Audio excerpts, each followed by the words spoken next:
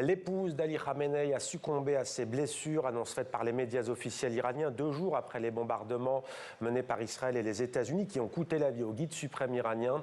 Mansoura Khojaste Bagharadze avait 62 ans et après la mort d'Ali Khamenei, la République islamique s'organise pour tenter de survivre à cette attaque. Un conseil provisoire a été mis en place. Un général des gardiens de la Révolution vient tout juste d'être nommé ministre de la Défense par intérim. Mais la grande question est de savoir qui va succéder à l'ayatollah Khamenei, à la fois chef religieux, spirituel, mais aussi chef des forces armées et des Pasdaran, les gardiens de la Révolution. Notre éditorialiste Slimane Zeguidon nous a rejoint. Bonsoir Slimane. Bonsoir. D'abord peut-être quelques mots sur la manière dont va se dérouler cette désignation. Bien, elle a été prévue par la Constitution, la manière d'assurer la succession. Il y a un organisme qui s'appelle l'Assemblée des experts. C'est un collège clérical de 88 religieux, un peu l'équivalent des cardinaux dans l'Église catholique, qui sont élus tous les 8 ans au suffrage universel. Cette Assemblée des experts, c'est elle qui est chargée de nommer, de superviser l'activité et au besoin de démettre le guide. Elle a fonctionné une seule fois, en 89, à la mort de l'ayatollah Khomeini, quand il s'agissait d'assurer sa succession, et c'était Ali Khamenei qui était élu. Et alors, qui sont les favoris?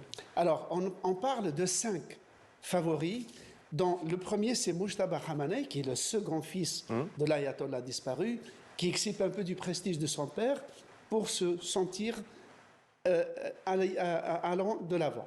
Ensuite, il y a Hassan Khomeini, qui est le petit-fils de l'ancien ayatollah Khomeini, le fondateur de la République islamique. Il y a aussi Mohammad Mehdi Mirbagheri, qui lui est un dur parmi les durs et qui est membre de l'Assemblée des experts, qui doit donc se prononcer. Il y a Ghulam Hussein Mohsen Beji, qui lui est aussi un radical, mais qui a la haute main sur la justice islamique, un poste très sensible. Et enfin, il y a Ali Reza Arafi, qui lui est aussi un religieux, qui a le privilège de diriger la prière du vendredi dans la ville sainte de Qom et qui est le vice-président de l'Assemblée des experts. Il paraît le mieux placé. Cette succession peut-elle se dérouler selon les règles que vous avez dictées dans ce contexte de guerre? Dans le contexte de la guerre, c'est impossible. Pourquoi? Parce que, on le sait, un des buts de ces bombardements intensifs, c'est d'éliminer tous les corps de pouvoir du régime, c'est-à-dire tout l'organigramme de la République islamique doit disparaître.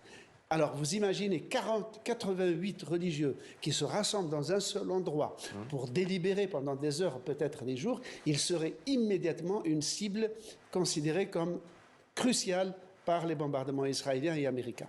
Donc les gardiens islamiques, face à ce contexte, on dit on peut assurer une succession très rapide en dehors de toutes les règles constitutionnelles. Merci beaucoup Slimane pour ce point sur la succession d'Ali Khamenei à la tête de l'Iran.